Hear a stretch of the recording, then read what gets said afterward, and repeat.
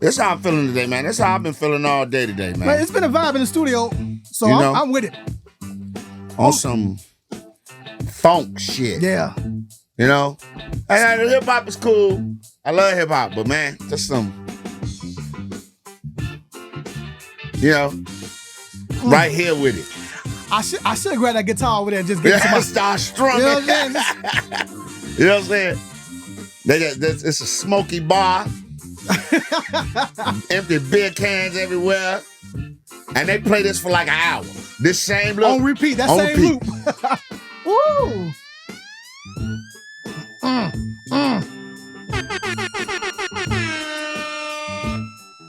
He was on the keyboards high than a motherfucker. Going nuts. Was he as high as this dude? Hold on though. Was he as high as this dude?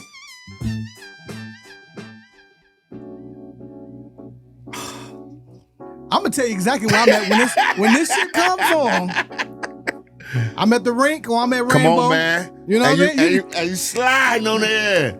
That's what you tell all the rookies, get out the floor. Get out the floor. Move out the way. It's about to go down. Big dogs coming through. Yeah, it's about to go down. And you sliding. I'm talking about it look like you floating. When you come around the corner, there's one you've been had your eye on all night. On, man. And my man, she been waiting on me.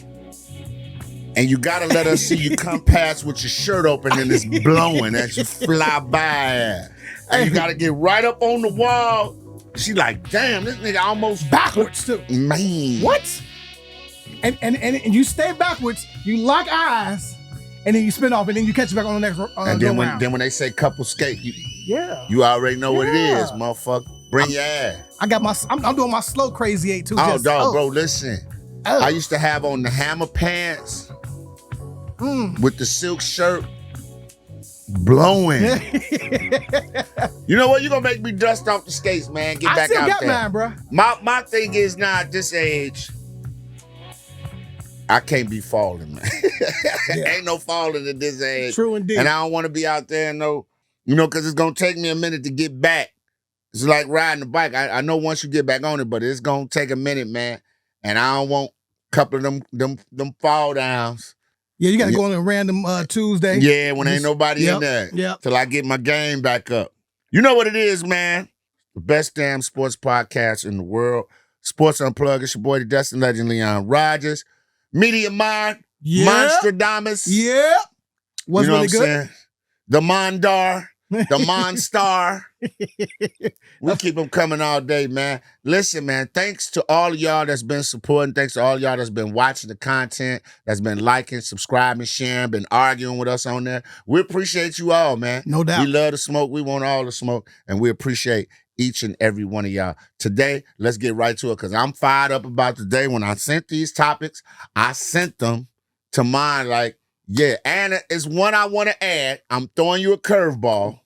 Matter of fact, if we want to, we can lead out with this one. Go ahead. And get it out the way because it's kind of non-sports related, but it's on something that I care deeply about is ageism in what we do as far as the industry, right? Okay. So, shout out to my man, Dion Cole. He was on Drink Champs. Huge, great look, man. And Dion brought up a story about, he didn't say the name, but everybody knew who he was talking about. He was talking about Kai Cenat at the BET Awards. And he was like, he ain't trying to start no beef, but he's like, everybody that was coming up to Kai Cenat, he was like, after they walked away, he was like, I don't know them. Whoop, wop, bam. And he said he just felt like it was a little disrespectful that, you just can't say you don't know people and then put the excuse on because you young. So I got what Dion was saying, and I love Dion, but I disagree to a certain extent.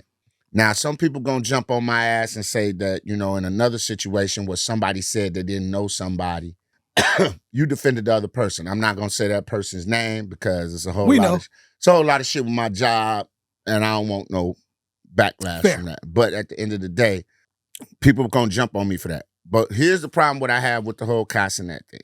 The kid's 23. He's at the BET Awards. He was on the red carpet, and they was like, there go Babyface. And he was like, okay, who is Babyface? I give a little bit of grace because, one, Babyface is probably not even somebody his parents listen to. Let's just say his parents are in their 40s, early 40s. I don't listen to Babyface, but I know who he is, and I'm in tune with And his how old are catalog. 47. Okay, now So he could be my kid. He could be my kid. But with your kid, your kid is not listening to Babyface. And if you weren't listening to him that much, see, a lot of us in the 70s babies, our parents was playing Motown in the house. Some of our parents played rock music in the house. We came up during an era where different genres of music were created. The birth of hip hop in the late 70s, early 80s. The Motown era, we come in on the tail end of that. You get the grunge era with Nirvana, all those bands in the 90s. New Wave, Duran Duran. We grew up in that time. So now when you start going into the late 90s, crunk is taking over. Okay. The hip hop, the Lil Jon and all of them, the late 90s, early 2000s, hip hop has moved to the South. Facts. And the households now, and I'm gonna just be honest, the parents of the 90s, the people that was having babies in the 90s, they young. So they not listening to rock, and black, like they don't have, where's the influence? So now their kids grow up only knowing Southern hip hop and this and that. You might get a few that know New York and, West Coast and all, but for the most part, it's gonna be Southern driven music. So what I'm saying is the reason why I give him a little bit of grace, one, he's 23. He probably wouldn't know who Babyface is. Just like Babyface wouldn't know who the fuck he is. I mean, come on, dog. Our kids put us on to a lot of shit that we ain't, we're oblivious to, right? Cassinet is a streamer. This is something that just became popular in 2010. 2010, 2011, 2009. He's the elite of his lane. Now, I bet you any streamer that walks through there, he knows them 100%. Knows them or knows of them. And I just kind of felt like when he was saying he didn't know, I was getting the idea of a little kid who just didn't fucking know. Like even with Wale, he was like, what you playing on Switch? You know what attracted him to Wale? He saw him had a Switch in his hand. For all you gangbanging motherfuckers. Right. Not the killing Switch, the Nintendo Switch. Switch. He saw that in his hand and the first thing he asked him, what are you playing? And Wale said, Madden. And he said, oh, bro, I'll beat you in that. He was talking to him like a gamer. Then he got in the car, read his chat notes, and the chat was like, damn, dude, you just met Wale. What are you tweaking? And he was like, Wale? He was like, no, Wale. Then his boy said, Wale, he a rapper. He's like, oh, he a rapper? Damn, gang, I didn't know. I literally just told you, I didn't know you was going here. I just told you my daughter could care less about Nas and who Nas is to her. Exactly. Same shit. Right? And that's crazy. It's crazy. But you gotta give grace because then one, they're not from the era. And I totally got what Dion was saying. If you get tagged though to do something, to be on the red carpet of BET, do your homework. You might want to do your homework. But damn, how much homework I gotta do? It's a lot of people coming down that aisle. Do I pick and choose? Because I guarantee you, what if he felt the same way about motherfuckers not knowing who he was? The difference is, I don't think the shorties of that generation care if you old people know them. And that's sad. It shouldn't be that way. I would want my elders to know who I am. But they getting so much money, bro. And that's the thing. They don't care. That's the thing. If I felt like Kyle was coming off like, fuck dude, I don't know who he is, I'd be like, well, that's just being disrespectful as a person. It ain't even got nothing to do with what you do. Just as a man, I'm not going, look, there's 1,000 comedians that I've worked with that I don't know by name, but I'm never going to be dismissive of them. If they be like, man, Leon Rogers know me, I'll be like, yeah. Well, maybe let me see him. I don't know. Maybe I see him. And then if I see him and I really can't remember, I can't remember because we meet a lot of people in what we do. But I don't know. I think people kind of went in unfairly on him. And then I saw a lot of the older comedians. He's not a comedian. He's not an actor. He's not a rapper. He's this new thing. He's a streamer. And I guarantee you, all y'all that's talking shit about the kids streaming. Well, let me ask you, do you know who this is? Do you know who DDG is? Do you know who Drewski is? Do you know who this dude is? Do you know who Neon is? Do you know who, you know what I'm saying? Jack Doherty. Do you know any of these motherfuckers? And if you say no, then can I be mad at you? Because you don't know streamers? That is a thing. They do have a section and they kill, like you said, they getting a bag. It's a bit elitist when you got old heads who don't want to evolve, right? And they just sit on the throne and expect everyone to know them because of what they've accomplished. Right. Time moves on. Man, you know undefeated. What I mean? And if you want to stay relevant, you have to tap in with some of these guys. I struggle with that at work. They will tell you, dog. They be coming up and be like, let's do this little TikTok dance and all that shit. I'm not doing that shit. You know what I'm saying? I'm 54 fucking years old. I'm not out there. I'm not doing the Chris Brown shit, right? But maybe I can find something on TikTok that I gravitate to, like imitating a movie scene or something. I do that, but a lot of little goofy ass dance ain't doing that shit.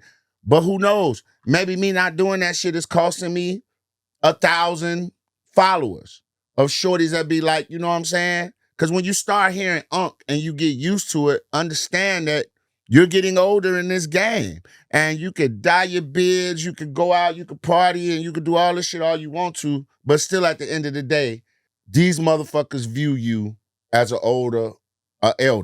And I didn't like it. I really do believe I would like to talk to Kai and say, hey man, do you really not know these people?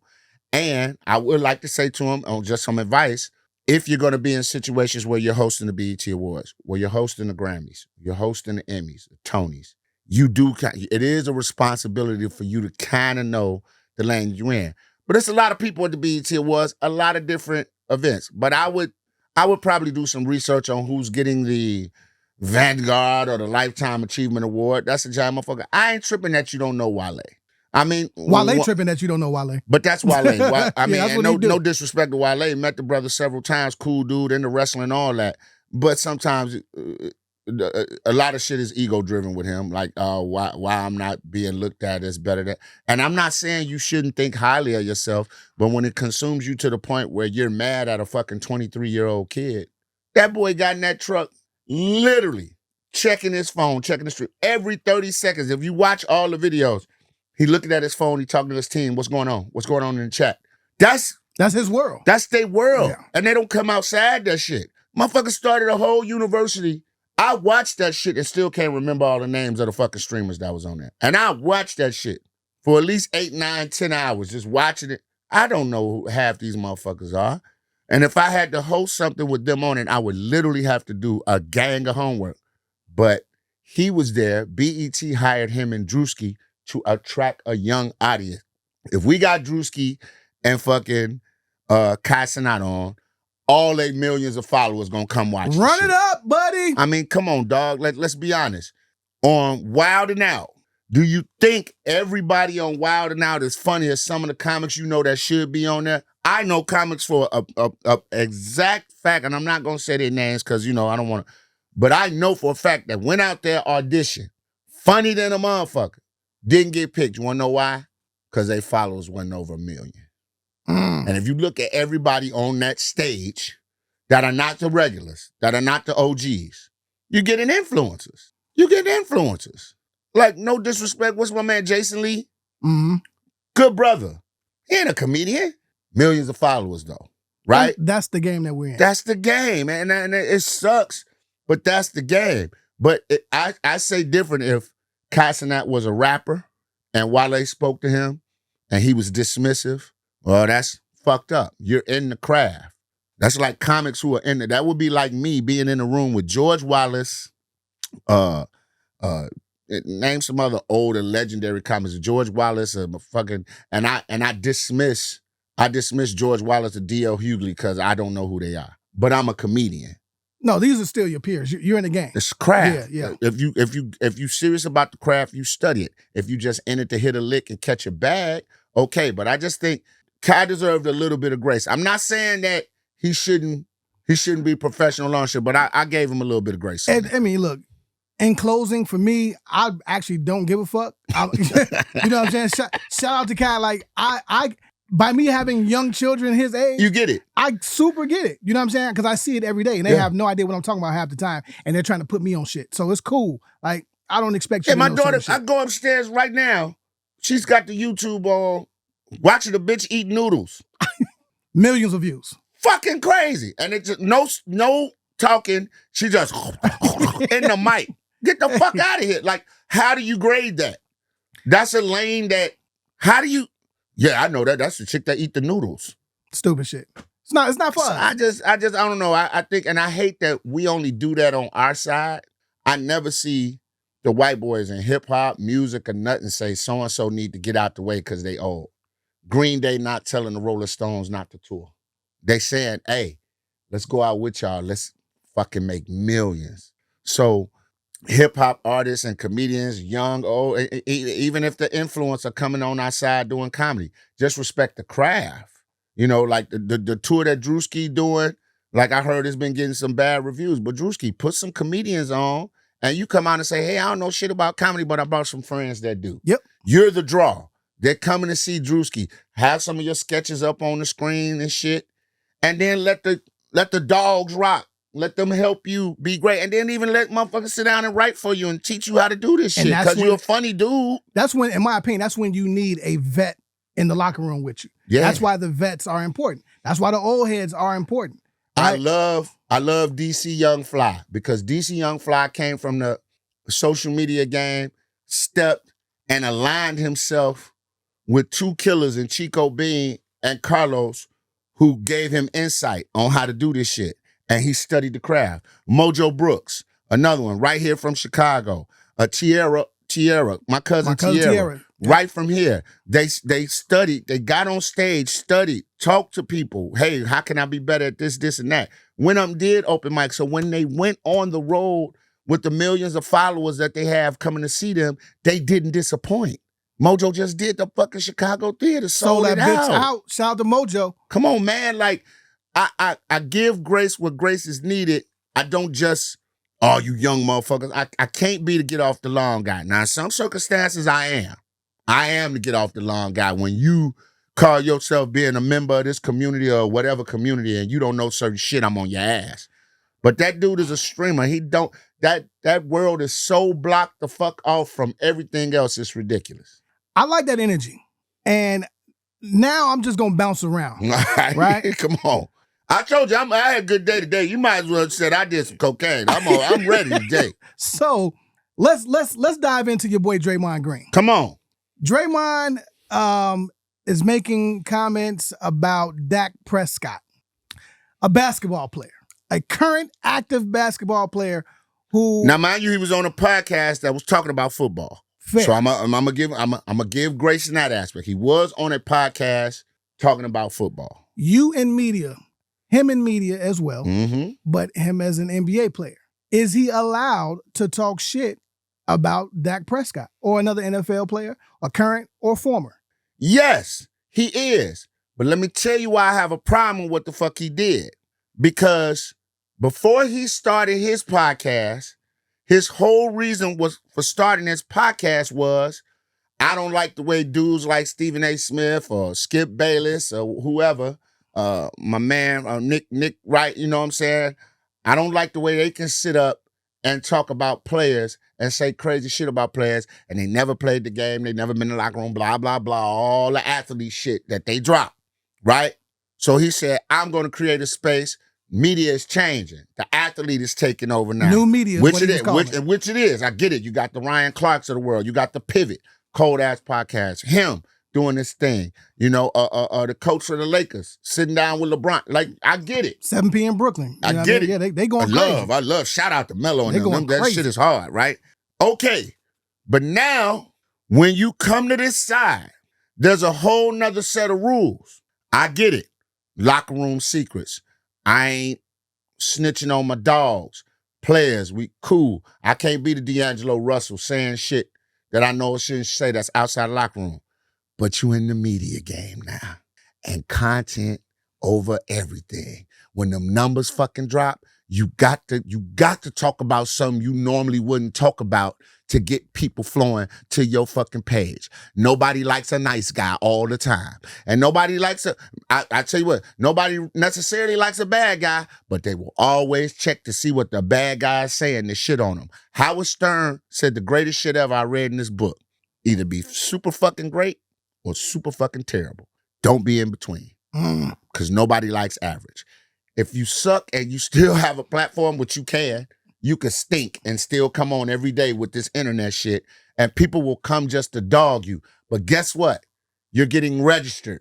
Them clicks matter. When they come to shit on you or comment on your page, it matters. And some people take that route. Some people become provocateurs and say shit just to get people fired up. Or you can be great at what you do, objective, have great points, getting a little controversy here and there, but for the most part, you have a very entertaining show, which would make podcasts like Joe Budden's podcast very, very good. Hell, even Draymond's podcast. But Draymond, welcome to media. The same shit you talked about everybody else doing, you did. You called a dude a bum. And you've never played a down of NFL football in your life. Did you play in college? Yes, but you didn't play on the level that Dak played. Dak was a starter. Dak got drafted in the NFL. Dak has been in the playoff. He's been in MVP conversations. So for you, because you won 4 championships in, it's 4. He won 4 for Golden State, right? He got 4. I think 4. Okay, 4 so watch this. Let me show you how the media shit work. You having 4 championships saying, well, you know what it takes to win a championship. All right, let me get provocative. I could say you was a bus rider. You wasn't a driver. Hello. I could literally say, you go somewhere else. You're not the same, Draymond. You're not the same. We don't tell the same story. You got matched up with 2 of the greatest shooters in the world and one of the best coaches to ever do it. That's why he's not an all-star without them. I mean, there's a lot of points that can be made. That's why I can make a lot of arguments. That's where the Draymond Green story changes. Let's say you'd have came to the fucking Bulls. Out the league, fucking with Chicago. Or you go to Sacramento. You go somewhere that didn't have that or didn't have them killers. So you had to latched your wagon to the tail of a comet. I wouldn't call you a bum. I would call you a necessary piece. I can tell you who called him a bum. But you're not Dennis Rodman. One of the greatest players of all time, top 75. Who? Dr. Julius Erving. Wow. I'm sitting talking to Dr. J. I never put it out. And we're chopping it up after I had the interview. Hey, man, don't have Dr. J pulling up, trying to slap the shit out of me, because I will. Look, in that same interview, he was very candid. Fuck off me, Julius. and said, hey, they're trying to push my man from Duke as the next bird. Killer, right. And then our next conversation, I'm like, well, what's your thoughts on Draymond? He was like, he don't do shit but pass to Curry. What do he do? This is what he said. Set picks. Like, literally, if I want to be provocative, you set picks, rebound. Fortunate position. Draymond Green, let's do it right now. Chat, let's do it right now. Draymond Green, Dennis Rodman. Draymond Green, Ben Wallace. Give me Big Ben. This is all niggas who not known for scoring. This is a stretch, but Draymond Green and the Aussie, the big dude. Might give it to Draymond a little bit on points, but rebounding and all that other dirty work shit. Fake. I mean, we could say fake tough guy. Right? I believe Draymond is scrap with a motherfucker. I ain't taking that from him. He only pulls that shit with people he know he can whoop. Okay, Draymond Green, Rick Mahorn. Draymond Green, Xavier McDaniel. Give me Big X. Draymond Green, Otis Thorpe. Give me Big O. And what all of them have in common? Otis Thorpe played with Hakeem. Rick Mahorn played with Isaiah and that Detroit team. I was thinking 76ers Rick Mahorn with Barkley. Okay, still. Yeah. And we're not going to even compare him, because what he played, the 3 or the 4, he played the 4, right? We're not going to even compare him to the Karl Malones. Your name does not get mentioned with the Karl Malones, the Tim Duncans, the Giannis, and none of them. Let me ask you this. Is he wrong for calling him a bum? And yes, he's very wrong. No, wrong and how, if he's just talking about performance. He's wrong. Okay. Dak Prescott is not a bum. Is this year or just totality? Dak Prescott is not a dog. That Dallas team is terrible. Yes. Okay, take Dak Prescott off that team and put any other quarterback you want to over there, and they still terrible. What's your point? Patrick Mahomes can't put that much makeup on a pig. So when Dak Prescott is healthy and he plays, he's been a good quarterback. Have they been able to get over the top in the NFC? No. But when we look at certain games, how many people have outplayed Dak Prescott? And I don't like the Cowboys. Trust me, I hate the Cowboys. I hate Cowboy fans. They some of the fucking worst when they on top, right? But Dak Prescott, before he got hurt, we was talking about him with MVP categories. Go look at his statistics. Exactly, you know what I'm saying? Right now he calling him a bum. Like, dude, he's not a bum. The dude been in the MVP race, got hurt, but you know what else helps you win the MVP? Your team's overall record, right? And for all those that's gonna say, well, you know, he failed in the big games. You know somebody else who ain't done well in the big games? But we like him. Lamar Jackson. Okay, so let me get the people these stats so they know this year or career. No, this is this year. Okay. All right. He's fourth in yards, 2,300, 2,319. He's tied for fourth, 17 TDs, 6 interceptions. He's tied for 63rd. His QBR is 75.2. He's third. That doesn't sound like a bump. The fuck are we talking about? That doesn't sound like a bump. But that's a motherfucker who just is interested in the end results. Now I do. But like I said, if we talking about that Dak Prescott doesn't show up in big games, let's go with that argument. And that's fine. Let's just say he shrinks in the playoffs. We like Lamar Jackson. We don't say that about him. We put it on the team. Lamar Jackson has had several chances to usurp the Kansas City Chiefs run. They can't get past the Bills. God forbid, fuck talking about Patrick Mahomes. You can't beat Josh Allen. And I'm talking about when you're not hurt. I love Lamar Jackson, 2-time MVP. But what about him? What about his shortcomings? We blame it on the team because we love Lamar. I wanted to say it's because, I wanted to do like some black and white shit, but Dak mixed. I don't give a fuck. Yeah, I know. I'm trying to find an angle. Get your militant ass out of here. I'm trying to find an angle, and I don't like it. Like, here's my thing. Whether he was on a football show or not, I don't think Draymond knew what Dak has done this season thus far. I don't think he researched it. I think this is him being a somewhat fan of NFL and just saying, okay, well, the Cowboys ain't shit. I'm going to just say Dak ain't shit because his name's attached to the Cowboys. I give you that. I don't think he can tell you who's the defensive coordinator. I don't think he can tell you who the GM is. I don't think he can tell you who's on the offensive line, who the running back is. None of that. He went for the first name. The first big grab, being in media, it only makes sense. But I once again, I'll go back to my original point. The same shit you fussed at Stephen A. and all them people about doing it, you doing it. Fuck out of here, Draymond. And I actually dig Draymond. I think he's needed in the NBA. I need a disruptor, and he's not a disruptor like what's my man that went from Houston? Light-skinned guy from Canada. I can't think of He a disruptor, but he don't make no difference in games. Draymond can get your steal, get your pass, run an offense. I give you that. But in this world, you're finding out in order to stay interesting and relevant, you got to shake shit up sometimes. And I'm not saying that your opinion is not valid. It's your opinion, no matter how fucking crazy it might be. But to say Dak Prescott is a bum, considering he was drafted in what round? Fourth or fifth? Fourth round. Fourth round.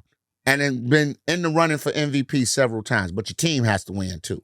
Let me ask you this. Do you think that today's athletes are too comfortable attacking other players when they do switch over to the media side? No, I think it's the opposite. I think they glaze. I think they do the friend shit.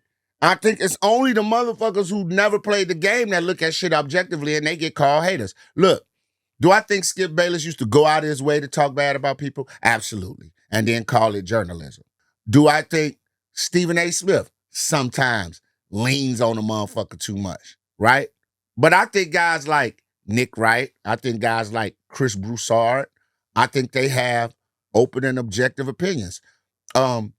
Charles Barkley and them, when they talk from playing in a locker room experience. When Shaq says something, people call them haters. All them old men hating. No, that's just their insight on the game. That's why I'm so upset about the Jordan shit.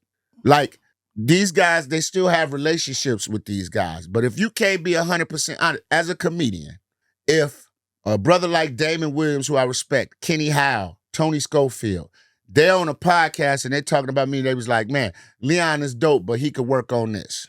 Will I be a little hurt? Absolutely, they're my guys. But if they telling the fucking truth and they just not saying some shit to get clicks, then it is what it is. I would hope they would say, and especially, I'd have even more respect for me if it was something they told me to my face. And first, then they went on a podcast and said it. But everybody want to be friends now. Everybody want to be friends. So Draymond's learning that now that the space is getting crowded with more and more athletes that are more dynamic, speak on shit a little bit, maybe a little bit better than you, I got to shake shit up. And I'm not going to shit on nobody. Notice he didn't shit on nobody in his league. He didn't, because he had an opportunity. He'll start a war with the NFL, though. He had an opportunity to shit on Ja Morant. But now he'll coddle him, take up for him, Dak Prescott a bum. Same way Austin Rivers kicked the shit off about basketball players being better athletes. See, he went over there with it. He didn't talk shit about niggas in the NBA where he still go in the locker rooms or still might get the call up to come play for somebody. I get it. But this media shit, now you understand what we talking about or what I mean when I say, as a person in the media, it is my job to cover you. It is my job to give perspective on something. Not all. Like, we work at a radio station. We there to report news. We can give our opinions if we want to, but our most of the thing is to push music, right? Even with that, it's some music that might come on that we play that I don't give a fuck about. I can't come on air and say that, though. Got you. Now, in these conversations in here, no cameras on, that ain't shit. I don't like that shit. But now, let's just say ratings ain't doing well. And I call out so-and-so artist ain't shit. Now that artist gets into a back and forth with me. Guess what that does? Moves the needle. Same way, I like the way Cam Newton handles it. I was gonna bring him up because Cam say, I'm gonna get on a nigga's ass fairly, and everything I'm doing is coming from a football perspective. This is not personal. When he did the Jalen Hurts thing, which I didn't agree with, but he was speaking as a quarterback in the NFL. And everybody that went at him on a show the next day, that shit was personal. How he dressed. What the fuck that got to do with what he talking about? We talking about throwing mechanics, went certain downs and all that, and he broke that shit down. He literally just said on his last episode, 4th and 1, I love your shit, you killing over there. He just said, I don't give a fuck about personal relationships. When I sign the contract, this is what I'm doing. I put that hat on. It's no different from comedians that promote comedy shows. You the promoter, you got on the promoter hat. You get treated like a promoter. You have to promote your show. But when you're a comedian, you're the entertainer. I'm here to, you pay me to please the people. That's where Cam is going. And I don't think he said anything that's too crazy about a motherfucker. And if he did, players would probably confront him about it. Like Ryan Clark, they confront each other about it. But at the end of the day, Draymond, welcome to media. Welcome. Now that shit, that train, that new, that fresh new smell of them sneakers of you being a basketball dude, one of the realest basketball dudes with a podcast, that shit wearing off because podcasts is popping up everywhere with dudes like you with better credentials. With Melo jumps in the game, way more stories. Do we have full championships? And let me tell you something. We got to stop that argument too. Respectfully. Don't nobody in the podcast world give a fuck about championships. They don't care. They don't care. If Allen Iverson, my favorite player of all time in the NBA, was to start a podcast, the numbers would be fucking nuts. I mean, everybody would want to love to hear what Bubba Chuck has to say. Look at Kevin Garnett and Paul Pierce. Hilarious. Entertaining. Not one time do they brag about the chips. They just talk shit. Like what they did, they demon list and all that. Like, but Draymond, can you go there? No, I can't. Let me shit on somebody in the NFL, because that's the NFL. I'm not hurting the NBA brand. I'm not hurting the NBA shield. Hell, who knows? You could be setting yourself up to be NBA Players Association guy, whatever. I could see Draymond doing something like that when he retires. But dog, the same shit you was accusing everybody of doing, you doing now. And that's why I didn't like it. You can have your opinion about that. You know what I'm saying? No matter how fucking crazy it is. And I'm not even a Dallas fan, but that's some whole shit. You're being a hypocrite. Facts. Let's stay with the NBA then. All right. Ja Morant has created a hellstorm. And at first I felt like, well, for those who don't know, right? He got fucking, I think they gave him a suspension. Yeah, they gave him a suspension. Set him down. He felt the way. He said, man, ask the coaching staff why I'm not playing, this, that, and third. And now the world is wondering, does he want out? It's very apparent that he wants out. So new coach in Memphis. The guy got fired last year, the interim. They just went on, made him the head coach. And he's cutting everybody minutes. Everybody is averaging 25 to 26 minutes as a team. But it ain't working. They're getting their asses kicked. Well, I don't like that. I don't like that at all. First of all, I'm the reason that this stadium is packed. Right. All right. I'm the reason that Memphis is jumping. Right. Facts. We haven't seen Memphis jump like this since Penny when he played at Memphis. Facts. After that, the next Sharif Abdul-Rahim didn't have it jumping like this. The next maybe big star would have been Lorenzen Wright, and y'all murdered him. Or my man, Debo. Yeah, not a superstar. Gasol. Not the fanfare. I mean, good players. Good players. Good player. Defensive player of the year, Marc Gasol. No jumping, no athletic, same one. Yes, that guy. Jokic before Jokic. That guy, cool. I'm just saying, you fucking bug. He's not a superstar. Ja Morant is must-watch TV. I have never turned on a game to watch Marc Gasol get a couple rebounds and a couple shots and maybe take a charge. Okay, never. Facts. What I'm saying is, we're talking highlight reels, da-da-da, when it comes to Ja Morant. Highlight reels. Right? Okay. Go ahead, finish. The people want that, right? My thing is this. At first, I didn't like the fact that you call your in locker room situation, you brought it to the public. At first, I didn't like that. But then I got to thinking, it's like, look, you don't want me here. Because we don't know how long this has been going on. New coaches come in, they try to set a new tone. If he didn't respect Ja or had any feelings about Ja and all his indiscretions, he comes in, I'm going to show him, right? And this is just me speculating. Yeah. I'm going to show him who's in charge, who's boss. You can't do this anymore. I'm going to talk to you any kind of way. You're not. Now you putting sauce on that. No, it's super sauce. Yeah, it's you super put sauce. but super sauce. But I don't think that's fair because, to be perfectly fucking honest, I can see Ja being more disrespectful to a coach than a coach being disrespectful to Ja. 100%, just based off of Ja's track record, and that's what I would come back with you at. Well, okay, yeah, you are must-see TV. You have been electrifying this arena, but look at all the fucking bullshit we done had to go through, and look at your availability. Goddamn, one season you got suspended how many games? 30-something fucking games in a 82-game shit. Then let's talk about when you hurt because of your style of play. You're hurt. So now, with all that being said, and I get it, you that dude, but this is how the entitlement of NBA players gets to their head. What the fuck have you done to make you seem like you untouchable here? I've earned $135 million that y'all are paying me. And you have it. Pull up his stats.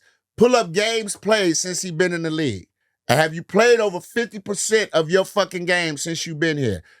And look, let's take away the suspension. Are you playing with guns? Are you in the strip club being filmed with a bitch with guns, which I don't care about you being in the strip club, but you got pistols. Then after we tell you and ask you, hey, dog, listen, ain't nothing wrong with you owning a gun. It's not illegal. But we kind of like it for the face of the league. Don't flash or brandish the shit in public and kind of slow down on who the fuck you hanging with. Because we really would like to make you one of the next faces of the league. But we can't fucking do that because you up in pistols on nigga in your backyard. You're arguing with motherfuckers at Foot Locker. And I love Ja. And I want Ja. Ja was supposed to be one of the faces of the new faces of the league. Because I don't think, well, now it's probably going to be one person because of all the bullshit. But I think before his bullshit, and I put it like this right now. I always said that Ja should have went before Zion. I argued that Ja should have went before Zion. But now in hindsight, Zion was a safer pick. He got a bad thing about holes and staying in shape, but he ain't out here doing nothing that'll get him killed or illegal. You know what I'm saying? I just think Ja Morant is not in a position to be talking shit. Like, bruh, and that coach might be trying to institute a system where I get everybody involved. I get everybody playing. But Ja, you still the leader. And one of the things that was said was management and the coaching staff was disappointed with his leadership. You the man. You're the leader of this team, whether you want to be that or not. You know what I'm saying? You are the leader. You know why Kevin Durant can get away with saying, like, I don't really want to be the leader. I just want to play ball. Because Kevin Durant don't get in trouble. But Kevin Durant goes out and gives you 25 a night, don't get in trouble. So he leads by example at least. Ja, you fucking off. And like, what's a young player supposed to come and do? He's sitting there watching you. He idolized you. He's going to pick up them same habits. You the man, Ja, and your daddy ain't no fucking help. I think your daddy coddle you because you're making the money and taking care of the family, but it comes to a point in time where you gotta be a leader. You got to be the guy. Yeah, I'm not going to hold the gun shit against you forever, but that is a part of who you are as a basketball player.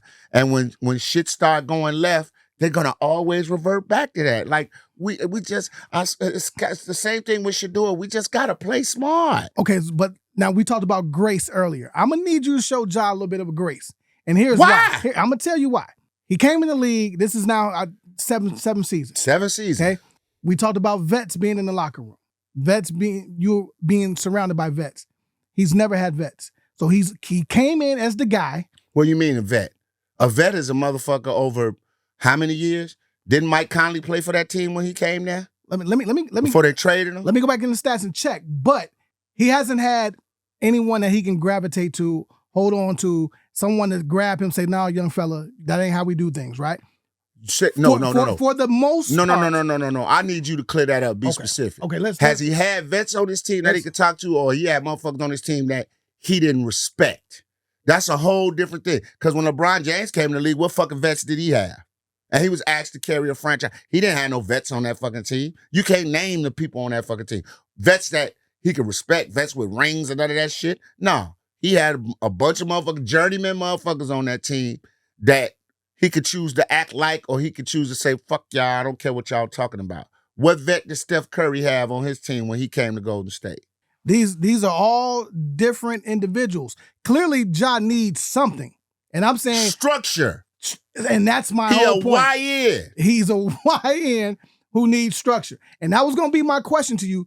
But I'm gonna get back to no, give me the people. There aren't anybody. Run down the roster of his rookie year. Rookie year. Okay, hold on. Let's go rookie year. Shit. That would be when he came in, second pick from. That's 2019. Okay. Memphis Grizzlies roster, and I'm willing to bet there's some people on that fucking team that were veterans that's been in the league 8-9 years. That could tell them the ins and outs, the do's and don'ts. The hoes is the same for everybody in the NBA. The playing the game with these bras and being outside is the same for everybody. It ain't different. Yeah, none of these names. Okay, look, we got go down the list. Grayson Allen, Kyle Anderson, Jordan Bell, Dylan Brooks, Bruno somebody, Brandon Clark, Jay Crowder. Read the name. Jay Crowder been in the league. Read the years played. That's what I want. Okay. So Jay Crowder at that time had 7. 7 years, vet. Somebody grew out, he had 6. He had Anthony Tolliver, who had 11. Vet, super vet, over a decade in the league. Jonas Valanciunas, whoever. Yeah, it's a bunch of hyphenated shits over shit. 7 years. That was his rookie season. Vet. But 2 vets on there that you can learn from. I'm not saying you got to respect them as being winners or champions, but there are 2 veteran players on there that can tell you, hey, man, I bet you them vets could tell you how to beat curfew. I bet you them vets could tell you how to sneak a hole into the hotel room. So you can learn from somebody. He did. He came in, was the man. He got given the keys to the car early. Sure. And he like, hey, fuck, who gonna tell me what? Who gonna check me? Who gonna check me? And I get it. But new coach comes in. I will give him grace on this aspect. I feel like the team should have said, hey, Ja, we're going to go in a new direction. Coach, do you have any idea, anybody that you would want here that we could reach out to, that maybe that can help us get better and you get better? Or they just said, we're going to do it from the inside and save some money. I don't think they conferred with him. I'll give him, as a star player of the team, I do think y'all should come talk to me about who finna coach me next, right? But if I go back to ownership, what the fuck I'm gonna converse with him for? Do you fuck around, do something stupid and be suspended again, and I still gotta pay you money? So you don't like Ja? I love Ja. I don't like his mentality. So I love Shador. Who helps him though? What team can help him? He gotta help his fucking self first. Cool. But you still gotta. If he wants out of Memphis, where does he go? Is it Miami? Is it? He go to Miami, he gonna die. He come to Chicago, he gonna die. Because you saying outside of the court. Yeah, you come out here with that dumb shit. These young boys out here, who? Or he gonna get wrapped up with the wrong cats. He need to go somewhere where the nightlife is minimal, where he ain't got shit to do but play basketball. Utah, here I come. Minnesota. Go to Minnesota. I love to see him and Anthony Edwards. Anthony Edwards is a wild boy, but Anthony Edwards is on the hose, which everybody in the NBA is on the hose. Anthony Edwards ain't rolling around with cats with pistols and guns and doing no crazy shit. And he would probably vibe with AE and be like, oh, this is a cool dude. Right? And then you got Julius Randle that's there, could be like, yo, come on, man, let's roll. Us 3 together, we could kill the West. Minnesota, but who they gonna give up to get him? I'd ship Rudy Gobert ass. All right, so let's stay there. Let's stay there. If we're talking Anthony Edwards and that would be the most Ja explosive Morant, backcourt in the history of the NBA. Who takes the last shot? Anthony Edwards. It's his team. Still his team. Do you think Ja's there to provide that boost in energy? Ja would be the number 2 option. Randall would go to the 3rd option. Is Ja the type of player to take a back seat? Has he spent enough time? That's in my the league thing. But and ready to make that transition. But we won't know that, man, till he decides to grow up. And I just don't want it to be late and you too late and you playing for the Guangdong Dragons in China. Because that's what the fuck's gonna happen. Do you think like Ja's a great player, but you don't think there's a Ja Morant cooking somewhere? Right now. Right now. Yes. Like when we saw Derrick Rose, we was like, oh shit. But then Ja came with his bounce and his energy. Oh, you think when we first saw Westbrook, oh my God, Westbrook. Then Derrick came. Those point guards gonna get more and more athletic, bigger and bigger and bigger. You better listen, I ain't saying you can't have a personality. I ain't saying you can't do this. But when it comes to off the court shit, you better be as vanilla as Halliburton. Halliburton will play forever in the league because he's a vanilla dude that like vanilla. I don't give a fuck about all that, but he don't get no trouble. He play basketball. Jalen Brunson, a dog, play basketball. We talk about him. We talk about basketball. We don't talk about shit else. We talk about Ja. Look what we talking about. Are there any guys in media or outside of the game that will grab? Maybe it's not a question for you, but in my mind, I'm just thinking. In my mind. It's that time. Are there guys that are like, let's take a Carmelo. Carmelo seems really level-headed, right? Do they even care enough to grab Ja and say, hey, Ja, let me holler at you? Who knows who done reached out to Ja?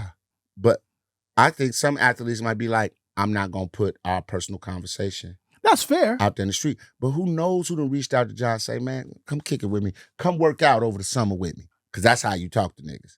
Come get in the gym, work out with me, man. Let's work on your mid-range game. Come get here with me. And who knows? And Ja's like, I'm going to motherfucking Cancun, nigga. It's a mindset that you have to have. Look at, for example, look at Luka. Motherfuckers talked about Luka's conditioning, thought he was out of shape. What Luka do this year? We ain't got in the gym. Knew the AD was gone, knew it was going to have to be on him, knew LeBron couldn't leave in the shoot. Let me get myself. 40 balls. He's averaging 40 points a game, 10 rebounds. Fuck you mean? I'm out to prove. Wembanyama, it's a mentality. Hey, they say I'm too skinny. They say I need this. Let me go work on all that. This 21. So it can happen. You got to want to do it. And then people get so mad. I get tired of and it's going to be motherfuckers on this post with the whole, man, y'all, that's like telling somebody to shut up and dribble, man. You can't be who you are. And that's why motherfuckers get stuck. And then when Ja Morant get kicked out the league, ain't none of y'all going to fuck with him. That's why I be feeling so bad for players like Delonte West, right? You know, when we talk about Delonte West, you know what we talk about him about? Smashing LeBron's mom yep. And being on dope. But Delonte West, when in the league, was a dog. He could go. A serviceable player. He would be who I would compare him to Clarkson. A guy who he could get buckets, he could shoot, he could play defense. Wasn't no superstar, but he was a piece. He could be a piece on your team. But we don't talk about that. And nobody cares that he's gone and out the league. So y'all talk all that shit about Ja being a real nigga and all that. When Ja get put out the league, y'all ain't gonna say shit about him. You're gonna latch on to the next real nigga. I'm just saying, I ain't telling Ja to not be who he is. I'm not. But goddamn, dog, you finna fumble the bag, keeping it real. Yeah, what Chappelle, when keeping it real goes wrong. That was gonna be my next shit. Like, I feel like he may find himself in NBA purgatory. And then no one's gonna touch you because fucking Sacramento. The GMs are talking, Washington, right? The GMs are talking, the coaches are talking, the players are talking. There's somebody that will give you a shot, and you're gonna have to do a complete 360. Fuck what you did before. Or they'll send you to a bad team, let you average 40, and you'll just be known as a dude that put up numbers for one of the worst fucking teams in the NBA. But if you're gonna go to a team and be a piece of a winning piece of a puzzle, you can't be so fucking chaotic. The dude we just talked about earlier in the pocket, Draymond Green, asshole on the court, but you don't hear nothing about him off it. He's keeping it all within the 94 feet, and that's we want an asshole on the court. Dennis Rodman, right? Wild boy, party, hoes. I'm going to Vegas for a day, but come back and get you 20 rebounds. He did his job. Hell, Charles Barkley. No, he gambled. No, he liked to drink. I am not a role model. Threw Charles a motherfucker Barkley. through a window. Guess what? I'm available for games. I'm 30-15 and unstoppable. I made it to a finals, a couple of finals. So ain't nobody saying you can't have vices. You like strip club? Go. James Harden like the strip club. But what's the knock on James Harden? Can't get you through the playoffs. Don't play D. Don't play D. But ain't nobody gonna talk about he scored with the best. He's one of the most elite scorers the NBA's ever seen. But can we get if he got the Clippers to the finals, he just ensured. I mean, he going to the Hall of Fame anyway, right? But let's just say he got the Clippers to a finals. They don't even win. They go 6 games and lose. So then, top whatever. I'm just saying, Ja, like, damn, dog. Like, who in your ear? The wrong motherfuckers. Like, on that interview, once again, I know you mad, I know you frustrated. Hey, coach is trying a new minute system. I don't necessarily agree with it, but it is what it is. No, it was super emotional. I can remember it was playoffs, came in the game, turned the game around. Coach took me out for whatever reason. Now, I know the coach didn't like me, but he had to play me. I felt like this was personal. When I got out the game, I literally threw chairs and cost us a tech and all that type of shit, right? We still won. Whole time, other coach like, man, you'll never play for me again, son. You just gave him the juice. And I get it. I understand the emotions of the game will get to you, right? I would probably still do it again because I'm still that passionate. I do understand it, but as a 47-year-old man, but if your daddy got in your ear and say, "Man, listen, I'm listening to my pop. I understand you pissed off, but this is what we're going to do. We're going to work harder and get better so he can't deny us. We're going to beat him that way." I don't think Ja's father's saying that. No. He not Ja like, man, Ja father wants to be Ja. He dressed up as Ja Morant for fucking Halloween. Yeah. Man, get off this shit, father. Have motherfucker knocking on my door. You dressed up as yourself for Halloween. You want to close on your girl? Yes. I got to get it out of here. Clarissa Shields. The GOAT.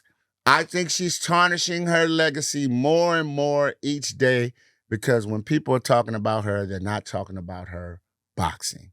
It's all other shit. She making rap videos. She on TikTok doing response videos and videos to Layla Ali, somebody who's retired, 40 years old, enjoying life. You're into it with Alicia Baumgardner. You don't want to drop down to fight her. Alicia's like, yeah, I know you bigger than me, but drop down to this weight and let's get it on. Let's get it cracking. So you tell Alicia she too small. You tell Layla she too old. Who's your next opponent?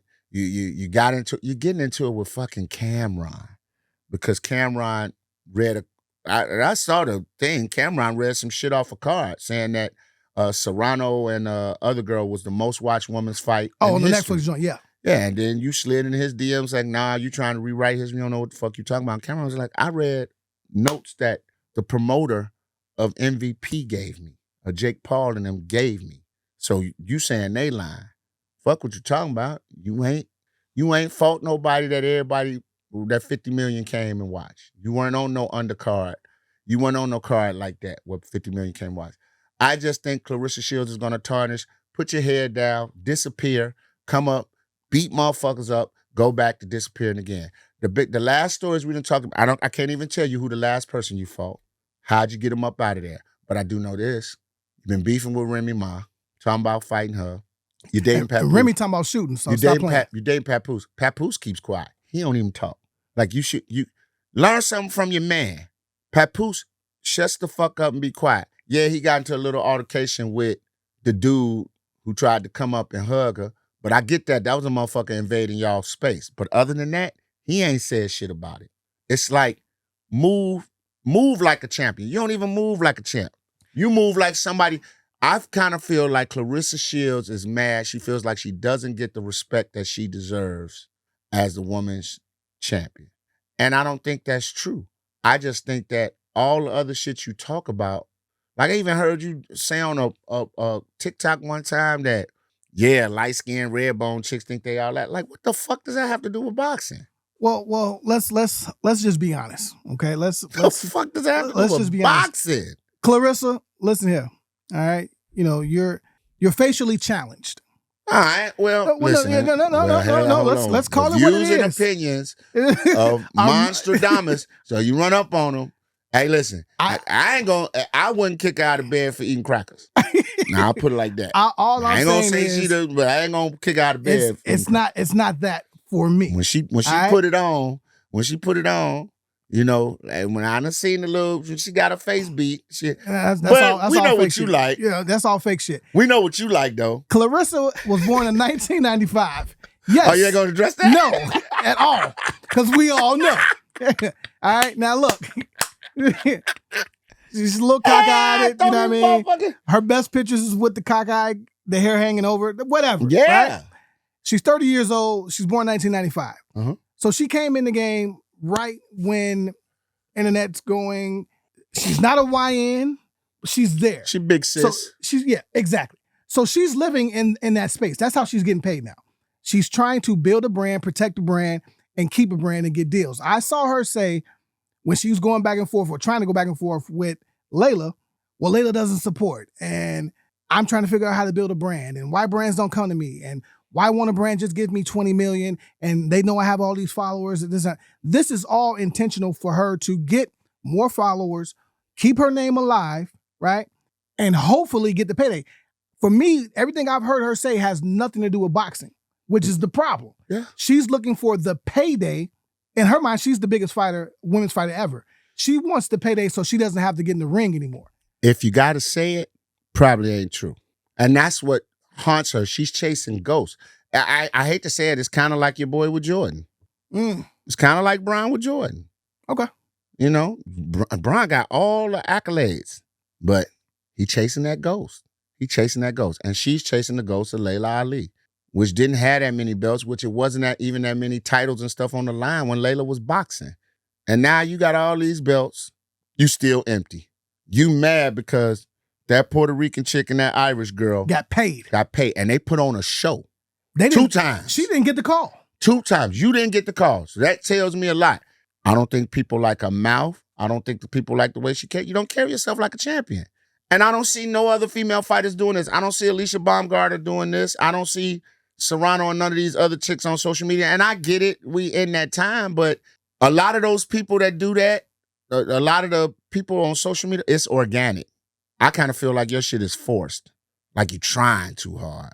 And you know, hey, it might work out for you, but and I hope it's somebody coming along. Maybe it's a female coming along that you can have that big payday with. But until then, if you the fighters who are the shit, they don't seek big paydays. Big paydays seek them. Floyd Mayweather ain't never got out and tried to call nobody out for no fight. He didn't have to because he was Floyd Mayweather. You know what I'm saying? You know, Bud Crawford ain't gonna have to call nobody out. Everybody calling him out now because they want the money. So she just signed a multi-fight deal that guarantees her at least $8 million. Okay, that ain't shit. It ain't, but for a woman's fight, I'm gonna take the $8 million. That was as of Thursday. Okay.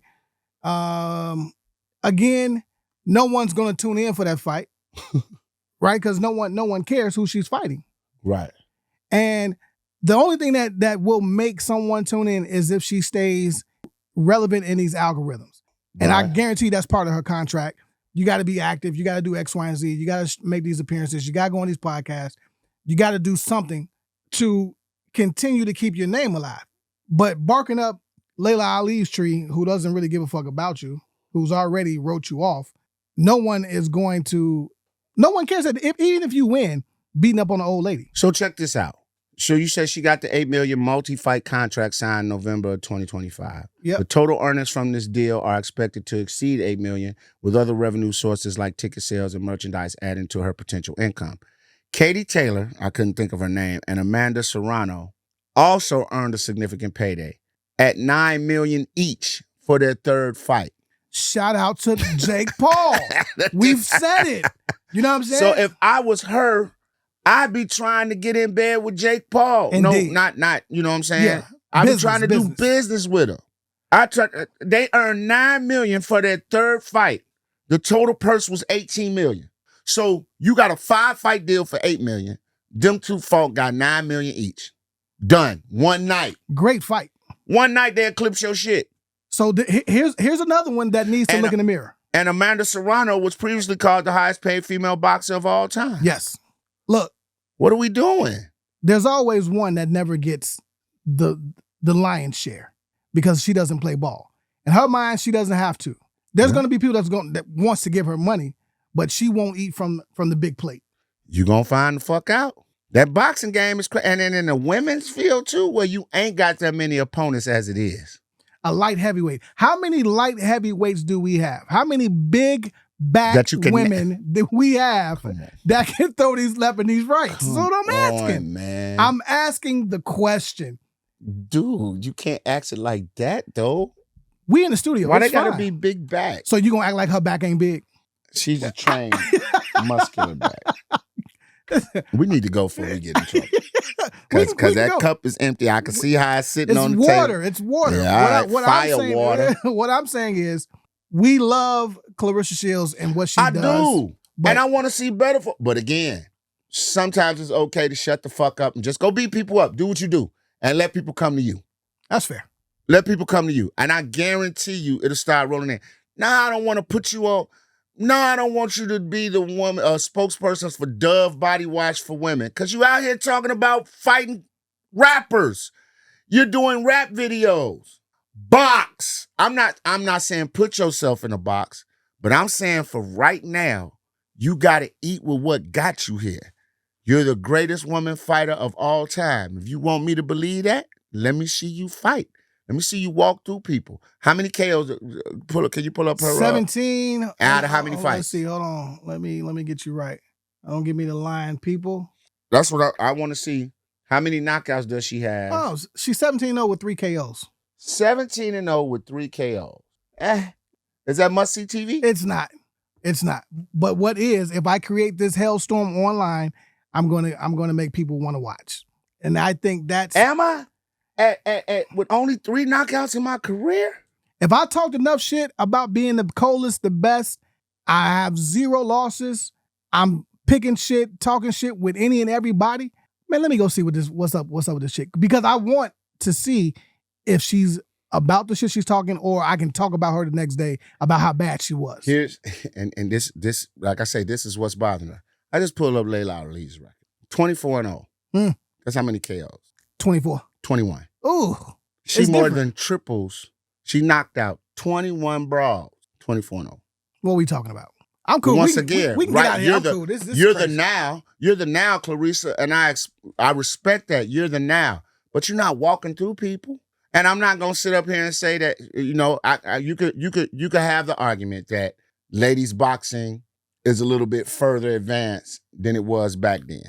So maybe the competition is a little bit tougher. But if you that chick, Oh, before we get out of here, shout out to Philmore, man. You did something super amazing and classic for the city. Philmore and Friends, Philmore Green. I heard that was dope. It was dope. Shout out to my man, Vic. Yeah, Vic was there. Shout out to Rufus Sims. Went crazy. Yeah, he had the legends out. Hey, look. Let me shout out to Rufus. Situation with Rock Marciano. Big situation coming out. They had my man from Joe Budden podcast, Parks, was in the building. Parks was in the building. Shout out to Parks, man. Yeah, I fuck with Parks. You know what I'm saying? So again, Philmore, one of man, the baddest engineers out there. Keep putting on, man. Philmore, that was dope, bro. That was fucking dope. I'm gonna close out with this since I've been on my different shit today since we ended with boxing. Hey man, don't forget, like, subscribe, comment, share. Please, we appreciate y'all. We talk shit back. We'll see y'all next week.